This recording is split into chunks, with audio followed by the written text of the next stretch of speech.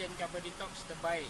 Enjin lebih lancar, selesi lebih baik dan terasa ringan.